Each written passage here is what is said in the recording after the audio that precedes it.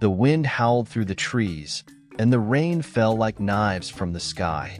Musa's car swerved violently, the tires struggling to maintain grip on the slick, muddy road. Amina's heart pounded in her chest as the storm raged, and she felt an icy chill crawl over her skin. She looked out the window and saw nothing but a wall of water. "This is it," Musa whispered, his voice shaking as he gripped the steering wheel. "We're going to crash." But just as the car seemed to be heading for disaster, Amina whispered a prayer, her hands pressed together in faith. "God, protect us." In that moment, something extraordinary happened.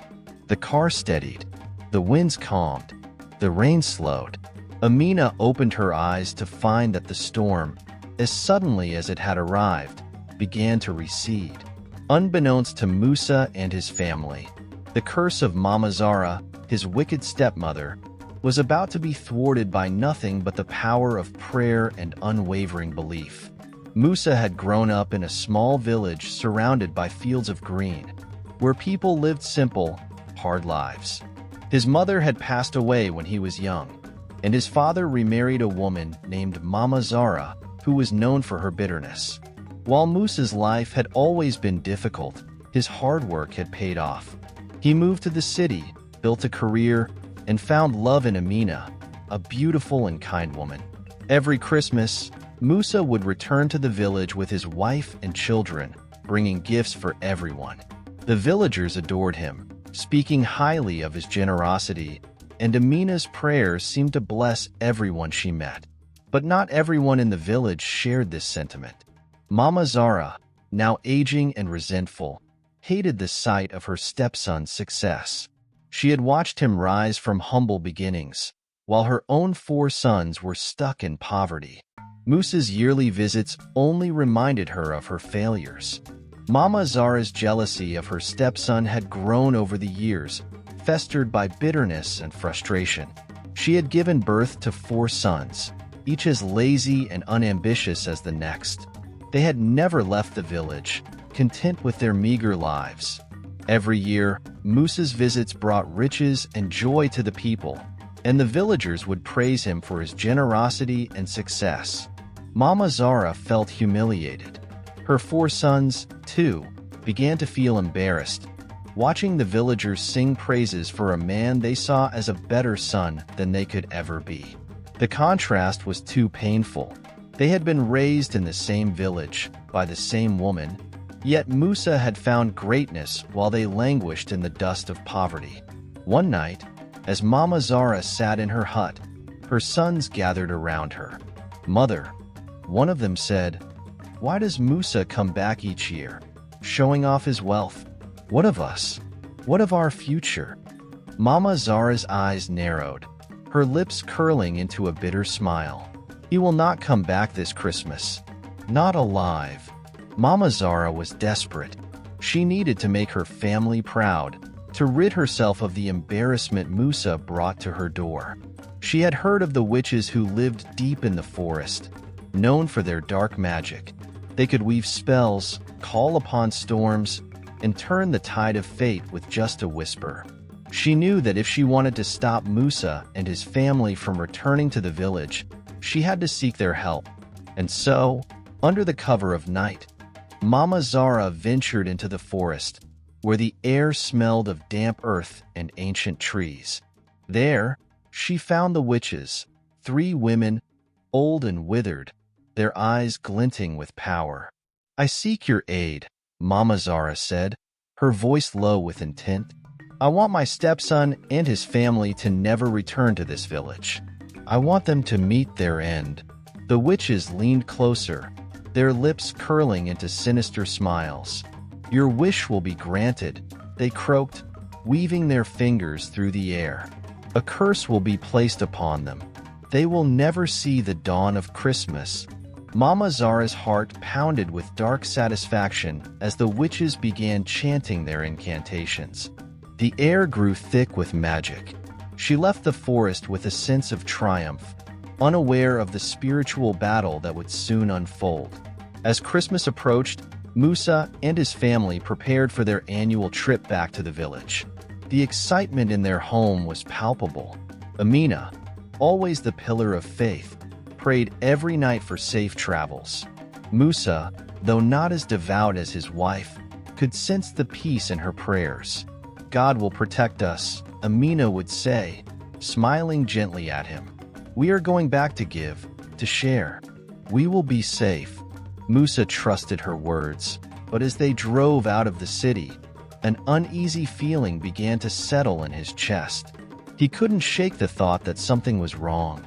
The journey was familiar, but it felt different this time.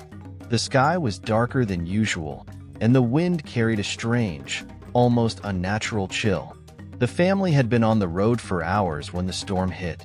It came without warning, a sudden fury of wind, rain, and lightning. The road became treacherous, slippery, and almost impossible to navigate. The rain beat down on the windows like 1,000 hammers, and the wind howled like a wild animal. Musa tried to maintain control of the car, but the conditions were too extreme. The road twisted and turned, with steep cliffs on one side and sharp drops on the other. Amina's calm, steady voice broke through the chaos. "Pray, Musa. Pray with me. We are not alone." Amina's prayers rang out over the roar of the storm. Her words were full of conviction, her faith unwavering. Musa, his hands shaking on the wheel, closed his eyes for a moment and said a prayer of his own. As his voice joined hers, something miraculous happened. The car steadied. The wind softened. The rain began to let up. Musa's heart was racing, his breath shallow as he struggled to keep the car on the road. Amina's words had given him a brief moment of peace, but doubt still gnawed at him. Just as he thought the worst was over, the storm picked up again, even fiercer than before. The car skidded on the slick road, heading straight toward the edge of a cliff. Musa's eyes widened in horror. He could see the drop below, the jagged rocks waiting to swallow them whole. But before the car could go over, Amina's voice pierced through the terror. "God, save us. Protect my family." In an instant, the car swerved violently, as though something unseen pushed it back onto the road. The storm raged on, but their car was now in a bubble of calm, moving steadily towards safety. Musa's hands were still trembling, but he knew that it was Amina's prayer that had saved them. Back in the village, Mama Zara awaited word of her stepson's death. Her mind raced with thoughts of how she would be free of him, how her sons would finally have their rightful place. But when the news came that Musa and his family had arrived safely, Mama Zara felt a cold shiver crawl up her spine. She couldn't believe it. She had done everything right. The witches had performed the spell. Why were they still alive? It was in that moment that doubt began to creep into her heart. She had tried to destroy her family out of envy and greed. But now, seeing their joy, their warmth, and the love the villagers showed them, she began to feel something she hadn't felt in years: regret. The village celebrated Christmas like never before.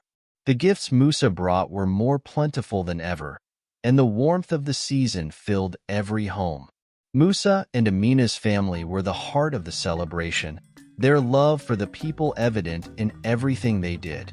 Amina shared the story of their near-death experience, and the villagers marveled at the power of faith and prayer. Musa, always humble, thanked God for their safety and for the strength of his wife's prayers. As Mama Zara watched from the sidelines, she saw the joy and love surrounding her stepson's family. Her own sons, who had stayed behind in the village, were filled with shame. They too saw the truth, that it wasn't wealth or status that made a person great, but the strength of their heart and the power of their faith. Mama Zara finally approached Musa one cold evening, her steps slow and hesitant. The guilt of her actions weighed heavily on her heart. She had tried to destroy him, but instead, his family had thrived. Their faith had protected them, and now, she realized, it was never too late for change. "I have wronged you, Musa," she said, her voice thick with emotion. I have been blinded by envy, but now I see the light. I want to make things right." Musa looked at her with compassion. "It's never too late to change, Mama Zara. Forgiveness is always possible." And so, the family, once torn apart by envy and jealousy, found healing. Mama Zara, her heart humbled, joined in the Christmas celebration, and for the first time, she felt the warmth of love and forgiveness. The story of the Christmas that could have ended in death was now one of redemption, faith, and the unbreakable bond of family. Did you enjoy the story? I hope so. Please like and share the video, drop your comment down below, and don't forget to subscribe to the channel. Turn on the notification bell for more enchanting tales like this one. Thanks for watching, and see you on the next.